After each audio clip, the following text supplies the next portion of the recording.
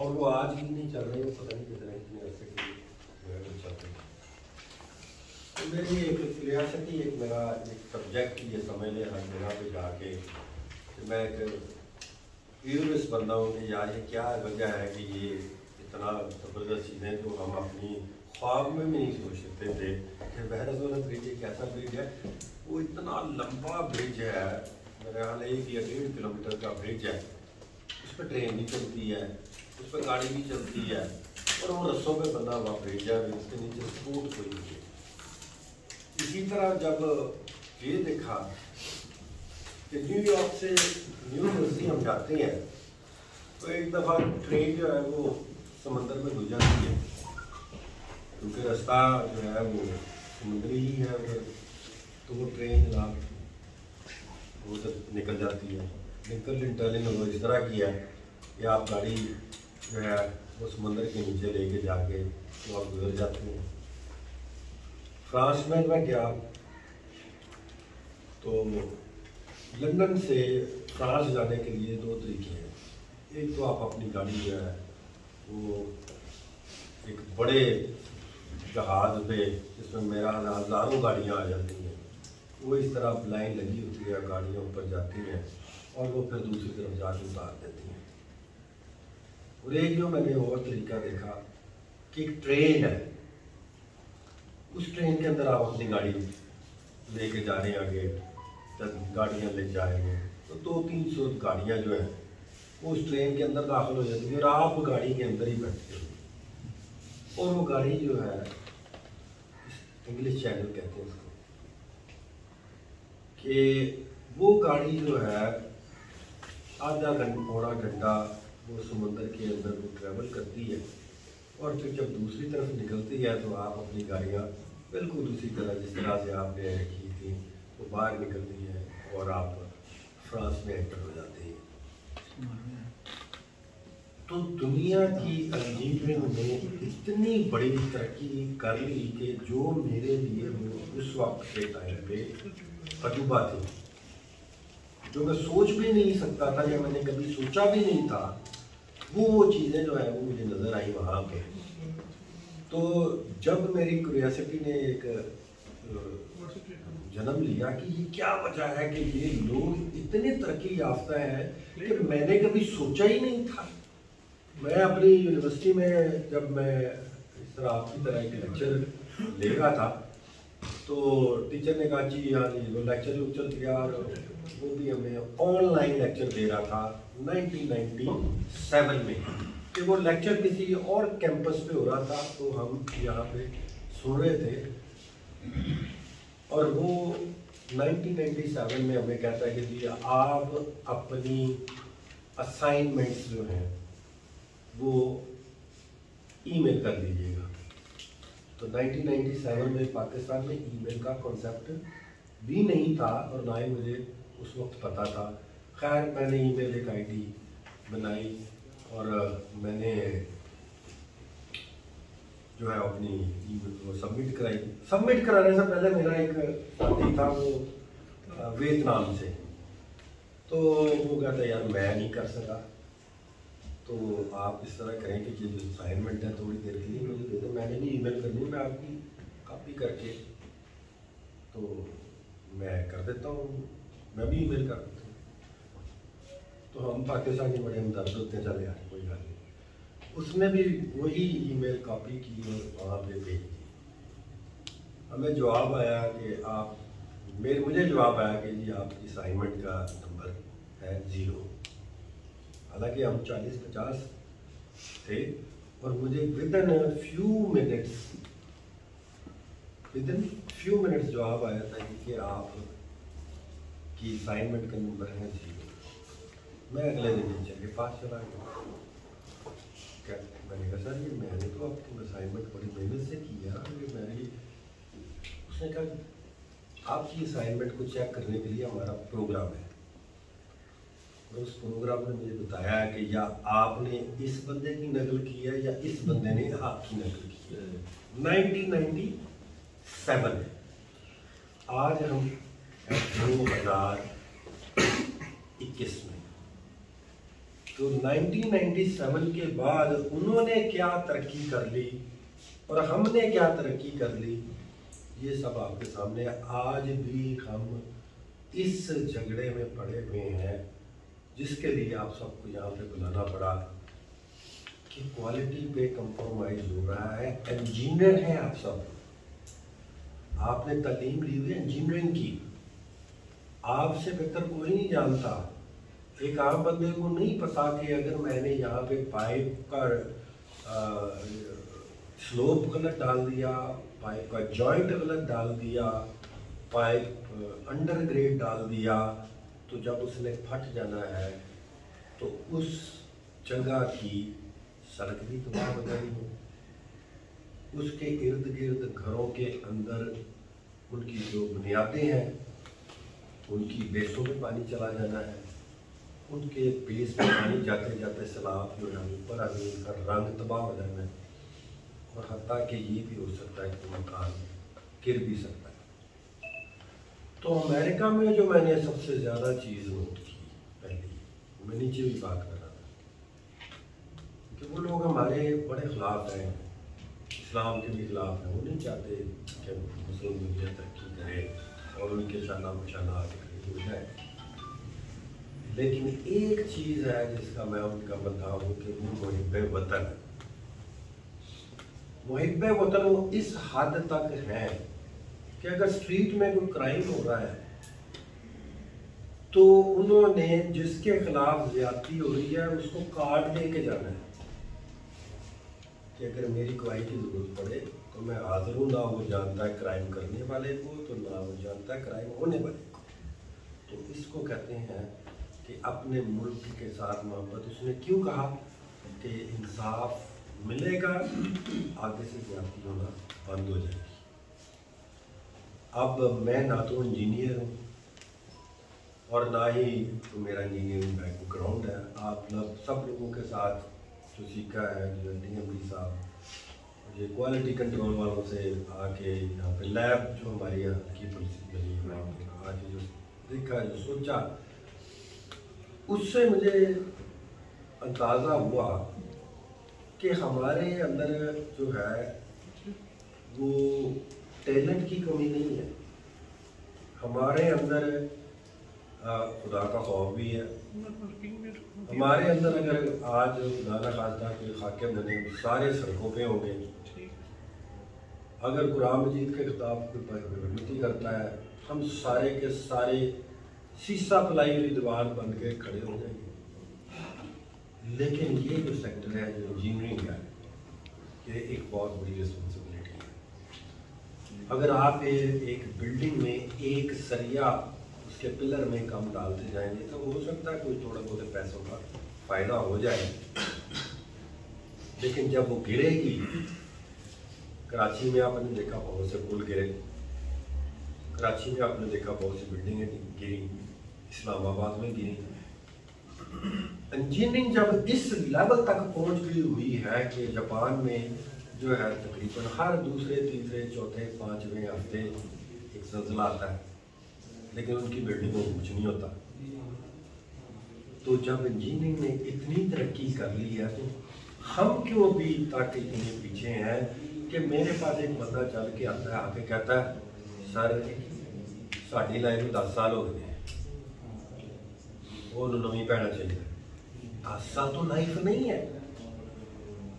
अगर आप रोज शहर चले जाएं तो आप खुदाई करें तो अंग्रेजों ने 70-80 साल पहले डाला था, वो पाइप आज भी मौजूद है। छोटा हो गया होगा आबादी की वजह से, ठीक है, लेकिन ये है कि उसकी क्वालिटी आज भी जो है वो ठीक है। अब जो हमारी बुक्स कहती हैं, जो हमारे प्रोटोकॉल्स कहते हैं, जो हमारा वर्किंग ऑर्डर कहता है, उसमें तो सारी चीज़ें बड़ी खूबसूरत लिखी होती हैं। मेन होल इस तरह बनना चाहिए, पाइप की क्वालिटी ये होनी चाहिए, पाइप की डेंसिटी ये होनी चाहिए, उसका ग्रेड ये होना चाहिए, उसकी कंपनी ये होनी चाहिए, ये सारी चीज़ें लिखी हुई हैं, लेकिन अमल नहीं हो रहा। अमल इसलिए नहीं हो रहा कि आज मैं अपने घर के लिए एक बल्ब खरीदने जाऊंगा तो मैंने जाकर उससे पूछना ये बल्ब कितने का है, ये इतने का है। इसकी गारंटी कितनी है? 1 साल की। अगर नहीं है गारंटी तो आप उसी को छोड़ दें कि मैं नहीं लेना है। तो बात करने का मकसद ये है कि जो चीज़ मैं अपने घर में लगाना चाहता हूँ, मैं ईंट भी लेने जाऊँगा ना तो 3 किस्म की ईंटें बिक रही हैं, A class, B class, C class, D class. ठीक है, हमारे पास वो कोई पैमाना आ रहा तो हम उसको खटका के देखते हैं यार इसकी आवाज़ कैसी है, तो उससे हम कम अज़ कम अंदाज़ा लगा के तो ले लेते हैं। लेकिन वासा में जो मैंने रिसेंटली जो काम देखा, आई एम सॉरी टू से कि मैं उससे सेटिस्फाई नहीं था, जिसकी वजह से मुझे ये आप सबको बुलाना पड़ा। उससे सेटिस्फाई क्यों नहीं हुआ? मिट्टी पड़ गई है, सड़क भी बन गई है, पानी भी चलना शुरू हो गया, लेकिन वो 10 साल बाद मेरे पास क्यों बंदा आ जाता है, वो कहता 5 साल हो गए पाइप डला हुआ है, 10 साल हो गए पाइप डला हुआ है। ये क्यों है? क्यों नहीं कि जिस चीज़ को आपको लिख के दे दिया जाता वर्किंग ऑर्डर में, पाइप ये होगा जो सीमेंटेड पाइप है, ठीक है, वो मैंने देखा है कि काफ़ी हद तक उसमें अमल हो रहा है। 1-2 जगह पे नहीं हो रहा था तो मैंने उसको उठवा दिया। ईंट की क्वालिटी ये होनी चाहिए, और जब काम कर रहे हैं हम तो पाइप है, पाइप के नीचे राफ्ट होनी चाहिए, रोड़ी होनी चाहिए, रीफिलिंग जो है उसकी जो है वो गसू के साथ होनी चाहिए। ठीक है, ये सारी चीज़ें लिखी पड़ी हैं, लेकिन सिर्फ और सिर्फ चंद पैसे बचाने के लिए वही मिट्टी डाल दी जाती है। उसके नीचे, पाइप के नीचे कुछ नहीं डाला जाता। वो जब बारिश होती है वो पाइप बैठता है, सड़क बैठ जाती है।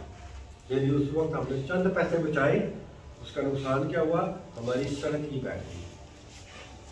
तो आप लोगों को आज मैंने बुलाया है क्योंकि मैं नहीं चाहता कि हर चीज़ जो है एंटी करप्शन को ही भेजी जाए कि जनाब ये आके चेक करें। उनके पास टेक्निकल स्टाफ है, मेरी मुलाकात भी हुई है, उन्होंने मैंने उनसे मशवरा भी किया है कि जी मैं तो नहीं चाहता कि आप क्वालिटी से उनका पहले तो आपका अपना सिस्टम होना चाहिए। और फिर मैंने सोचा कि ये वही वासा है कि जिसने रेवेन्यू को हाथ डाला 25 से 50 और 50 से फिर 75 करोड़ हो गए। ये वही ऑफिसर्स हैं जिन्होंने जब टेक्नोलॉजी में हाथ डाला तो वो भी एक बदल के रख दिया।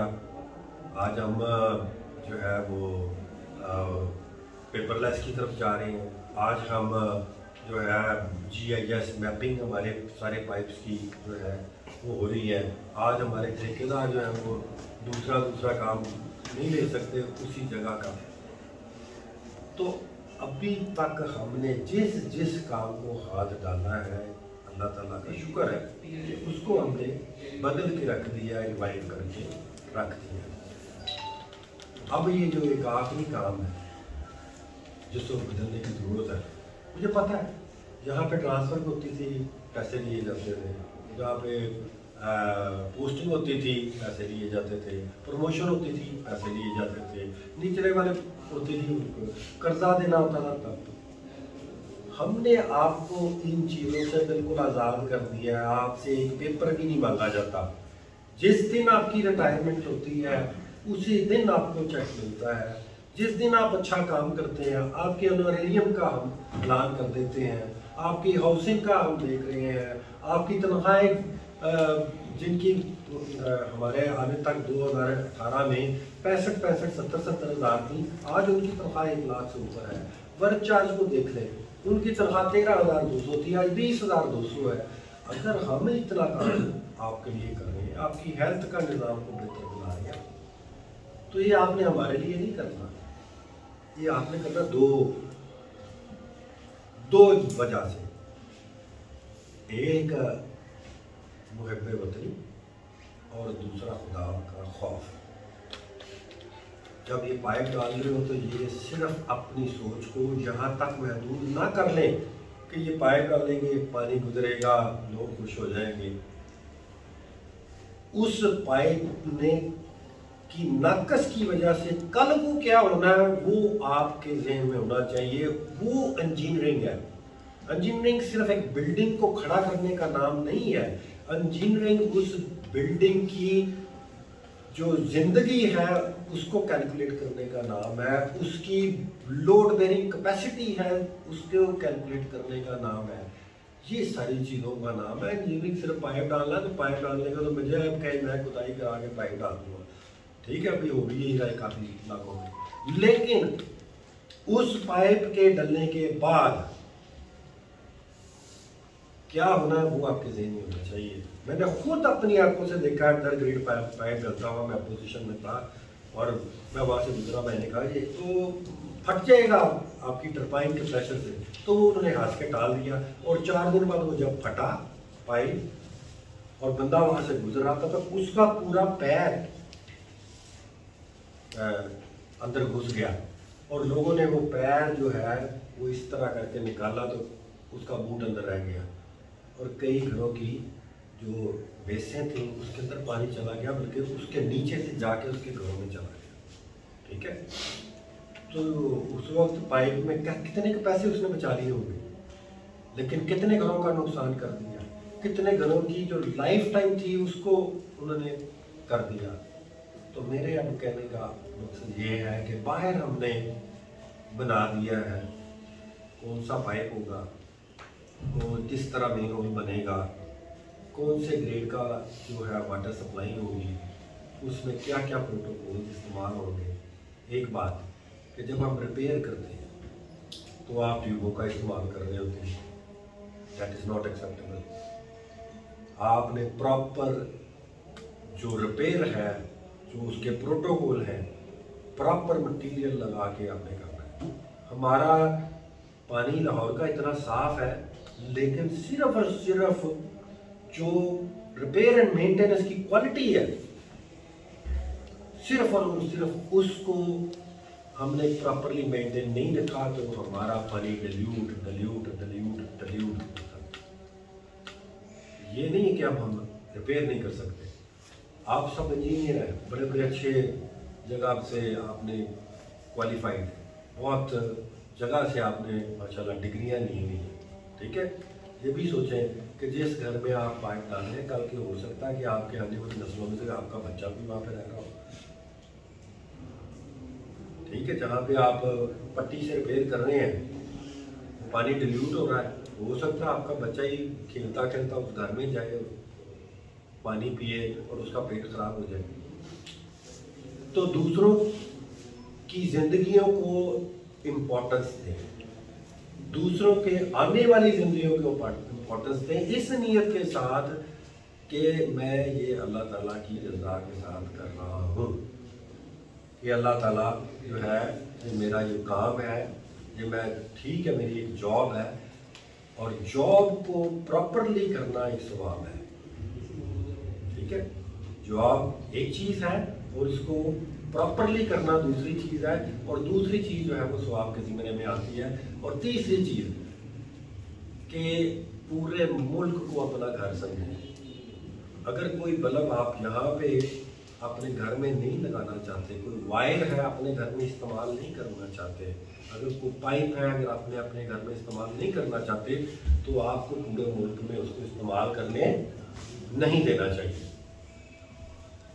बाकी दूसरी बात, सैम्पलिंग इस तरह हो रही थी कि जनाब वहाँ पे कोई सामान आया, एक पाइप कटा हुआ जो है, जो अच्छी दुकान से खरीदा गया है या उसकी क्वालिटी अच्छी है, उसको सील किया गया और जनाब क्वालिटी कंट्रोल को भेज दिया गया। क्वालिटी कंट्रोल ने लैब को भेजा और लैब ने कहा जी ये बड़ा फर्स्ट क्लास है और हमारे सारे काम पास हो। आइंदा ये नहीं होगा। पहले सामान आएगा पूरा वहाँ पे उस गली में, उस मोहल्ले में, वहाँ पे आएगा, क्वालिटी कंट्रोल खुद यहाँ पे जाएगा।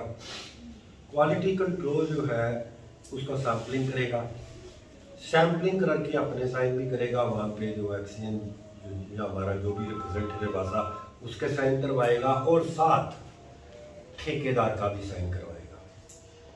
तीनों के साइन करवा के फिर ये लैब में जाएगा। जब तक ये प्रैक्टिस नहीं होगी वो सैंपल जो है वो एक्सेप्टेबल नहीं होगा।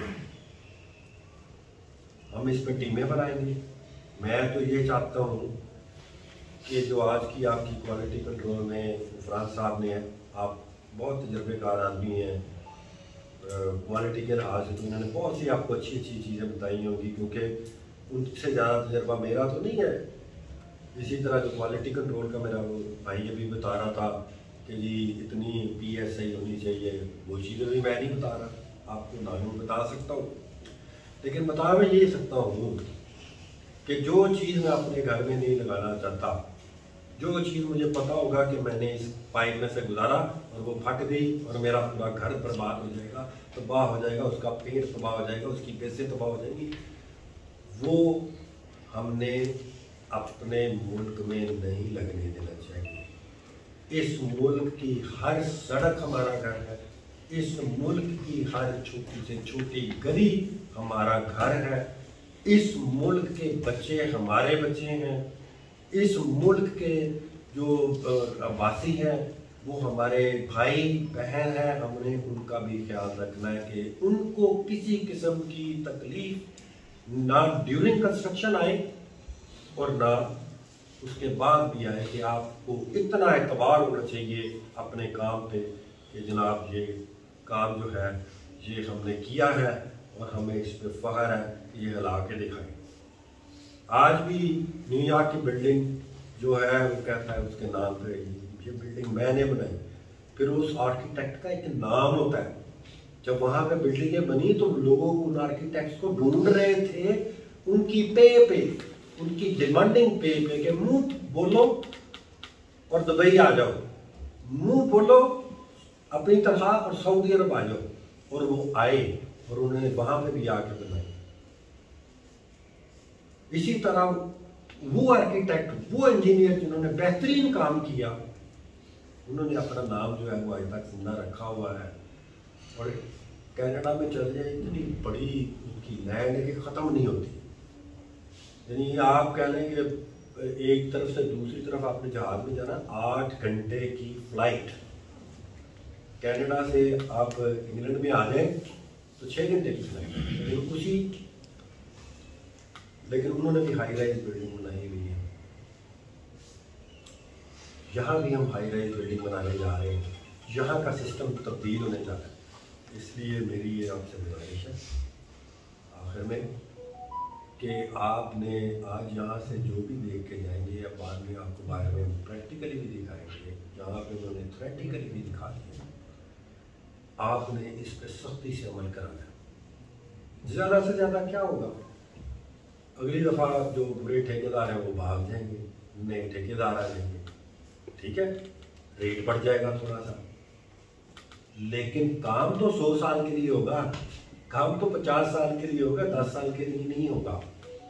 तो हमें जो है इस क्वालिटी को जो है किसी किस्म का कंप्रोमाइज़ नहीं करना। और ये ड्यूटी सबसे पहले मैं ये समझता हूँ कि ये SDO हज़रात की है।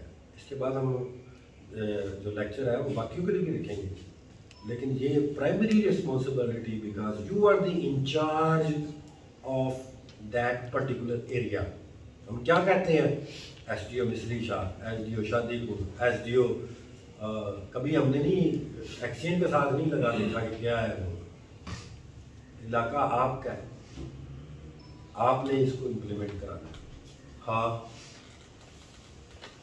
आप सब मेरे भाई हैं, मैंने हमेशा आपके लिए जो है स्ट्रगल की, आपकी जो जिस तरह भी हो सकता मदद की, तनख्वाहों में, ईद अलाउंस में, ठीक है, हर जगह पे, पहले स्पोर्ट हाउस भी लगा, सब जगह पे मदद की। लेकिन एक जगह पे मैं आपकी मदद करने से कासर होऊंगा, मैं आपको पहले से बता दूँ, और मैं एक्सपेक्ट भी नहीं करता कि वो मौका आए, क्योंकि आपने वो मौका पहले आने नहीं दिया। क्वालिटी पे आपको कोई कंप्रोमाइज़ नहीं होगा। सारे बोले ज़रा इंशाल्लाह। क्वालिटी पे कंप्रोमाइज़ अब नहीं होगा। अगर कोई क्वालिटी पे कंप्रोमाइज़ करेगा तो मैं हर हद तक जाऊंगा।